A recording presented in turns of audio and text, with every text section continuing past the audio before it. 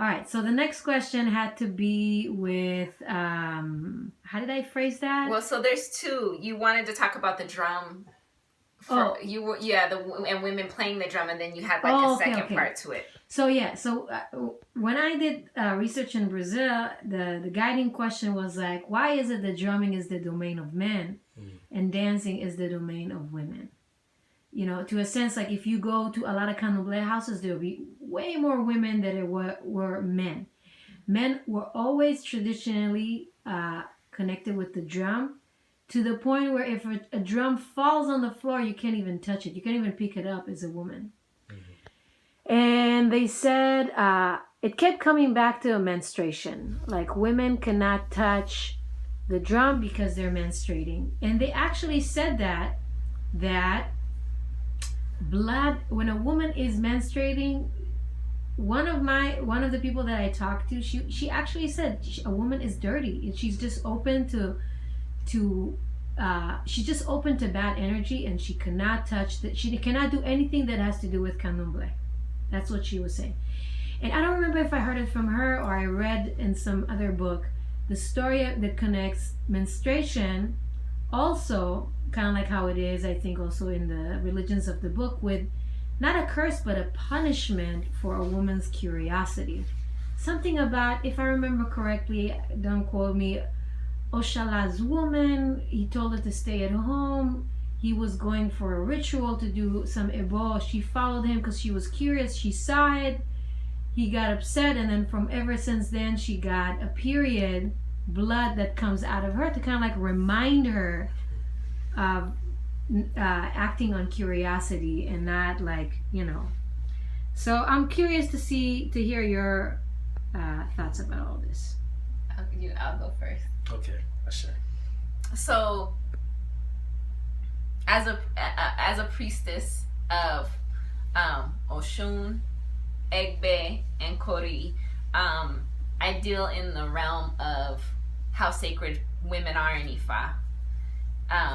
And so, what I'm going to speak to is the fact that women are sacred. And we bleed monthly so that we can bring children into this earth. If we didn't bleed every month, there would be no way we could give life. Because the very blood that we bleed monthly is almost like a practice for us to get ready to birth our children.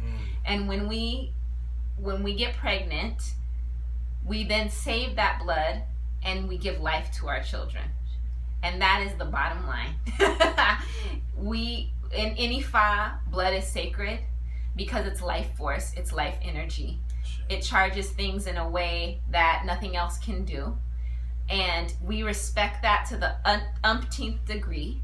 And Baba always speaks about how the first time you receive blood on your head, which is sacred, is when you come through your mother's vagina for the first time. There's blood present, there's all types of sacred fluids there. And the first time you get that sacred bathing in blood would be through when your head pushes through the vagina. So there's no problem in Ifa practicing a woman in her period. She could do rituals, she could sing, she could do all that stuff? That's a good question. Depends on the lineage. It depends on the lineage. Yes. And right. Here's the thing. Women we have a very powerful energy, and our energy kicks up when we're on our cycles. So that energy is powerful. So there is a sense of being able to neutralize medicine and certain energies. So your energy is such that you should be going inward during that time and protecting yourself, because your energy is at its highest. Your energy is very powerful at that time when you're bleeding. So prayer is very important during that time. Sure. Harnessing your energy and thinking positively during that time is very important. Not talking bad about people, not hexing people, especially when you're on your cycle. Having good character during that time is very important. It really comes down to really acknowledging your feminine power when you're bleeding. Because, what other entity do you know that can bleed like that for 7 days straight and not die? Sure. Okay, so it just speaks to how sacred we are. And we need to acknowledge that. We need to acknowledge that. So because that energy is so high and so powerful, it's also important to know that we can neutralize certain things. So if there's medicines, soaps and herbs, certain shrines, you might not want to go near that energy or touch that stuff because you could neutralize the energy or shift the energy. But in terms of like doing work and for my Oluwo has told me specifically, because I have heard in the past, you're not allowed to wear your elekes when you're on your cycle, things like that. But my teacher in Ode Remo has told me that that's not the case. The thing about Ifa is that it's very personal. So what applies to one person may not apply to another person. So it's very important to say that. Some women might be advised not to do that. Some men might be advised to not have a woman touch certain items on their shrine or certain types of medicine or they can't be a part of certain rituals because a woman's energy is very strong, as is a man's energy. So it's just important that, Ifa is all about balance. So there are times when certain things are like we all come together. There are certain times when men are not involved. There are certain times when women are not involved. And so it's important to respect that in a spiritual space. It's not that women are dirty. It's not that we're cursed. It's that our energy is very powerful. And there are some things that we have to respect on a sacred level that we should not do at certain times. It might not be good for us and our energy at that very time. But yeah, every lineage is different. Every person comes to the planet with their own road and different things that they need to do that might come up in their own Odu. So it's important to know on a general level that it speaks to the fact that women are powerful, and especially during the time when we're menstruating, that's a very powerful time. So there are certain things that we should do more or do less, and especially in a spiritual space. So that's kind of like, that's what it comes down to, is the power in that time. And there is blood, semen, and women's fluid from relations. Those are strong energies. So even a man, if he has if he's had sex, he cannot go into the shrine. He can't go into the shrine. He needs to clean himself first. So those are all powerful energies that can push the energy of medicine down. So you have to be very careful with that. We always talk about the women.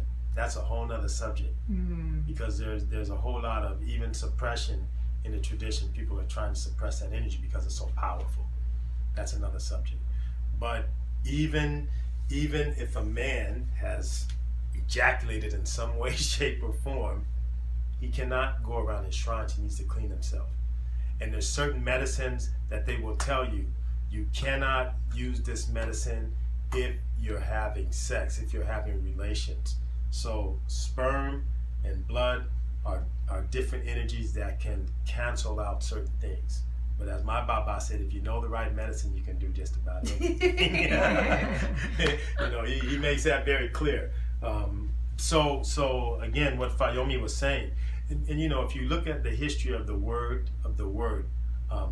blood, the Old English word B-L-O-D, it means blessing. The Old English word blood, B-L-O-D, it means blessing. So that's why people say, I'm so blessed.